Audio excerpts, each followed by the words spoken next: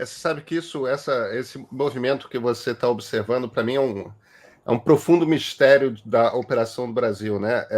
Rui Barbosa como ministro da ditadura de Deodoro da Fonseca, Roberto Campos como ministro da Isso. ditadura militar, Paulo Guedes. Você sempre tem esses liberais, e no caso do Rui Barbosa é um que eu respeito particularmente muito, os outros nem tanto, mas enfim. É aquela coisa de você tem essa doença no liberalismo brasileiro de que você sacrifica seus ideais liberais na esperança nunca realizada, nunca concretizada, porque não dá, de que um autoritário rapidinho dá uma reformada, resolve o problema, transforma o país em liberal e pronto, agora vamos. Isso me parece... Me parece uma espécie de teatro de ilusões, sabe, Pedro? Que me parece que se constrói, que as pessoas realmente... É isso que você disse.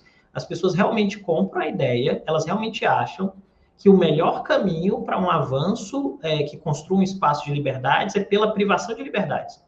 Esse paradoxo que em algum sentido deve ser objeto de estudos psicológicos e talvez psiquiátricos em algum momento, acabam gerando uma percepção da realidade que é difusa, que em algum sentido faz com que muitas dessas percepções estejam de costas para a realidade do país.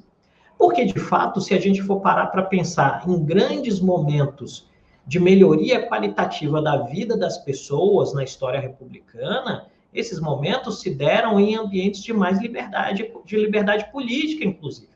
Porque é a liberdade política que dá previsibilidade de regra do jogo para que o investidor, seja ele de qualquer setor, veja, aqui eu sei como a regra do jogo funciona, não preciso colocar 10% do meu orçamento para ser direcionado para agradar fulano ou beltrano que tem uma caneta nas mãos. E isso me leva a um outro elemento que é importante, é que talvez uma parte dessa reflexão liberal brasileira, de fato, não entenda o que é o liberalismo. Assim, de fato, ela esteja presa, ela não tenha lido Stuart Mill, por exemplo, né? E ela não entenda, de fato, que essa reflexão passa por uma série de estratos, de elementos e de qualificadores que não são meramente as forças de mercado. Porque você não tem liberdade de mercado onde você não tem liberdade política.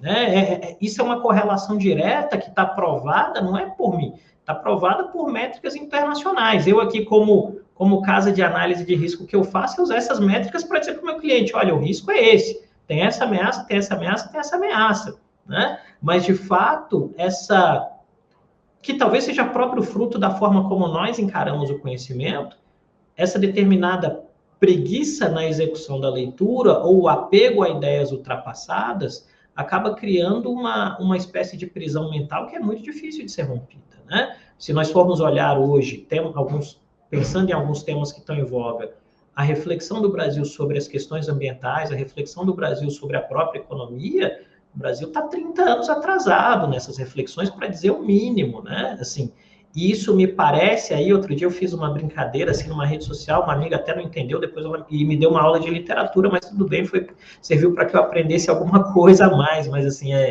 por exemplo, quando eu fazia aula de literatura na escola, eu me lembro que tinha as linhas do tempo da literatura, eu sou muito cartesiano, né? Então tinha a linha do tempo aí, romantismo na Europa, e 30 anos depois no Brasil, realismo na Europa, 20 anos depois no Brasil. E me parece que a gente está reproduzindo no nosso cotidiano aquela frase muito célebre, que é, quando uma ideia fica bem velhinha no mundo, ela vem para o Brasil e faz morada e cria um monte de seguidores. Então, o debate, se é que a gente pode dizer que tem um debate sobre liberdades no Brasil, ele tá na pré-adolescência, né?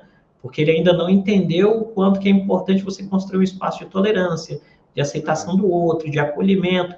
E isso acaba fazendo com que todos nós que trabalhemos nesse ecossistema sejamos, em algum sentido, bastante pressionados, né, para respostas que não necessariamente nós temos a capacidade de dar.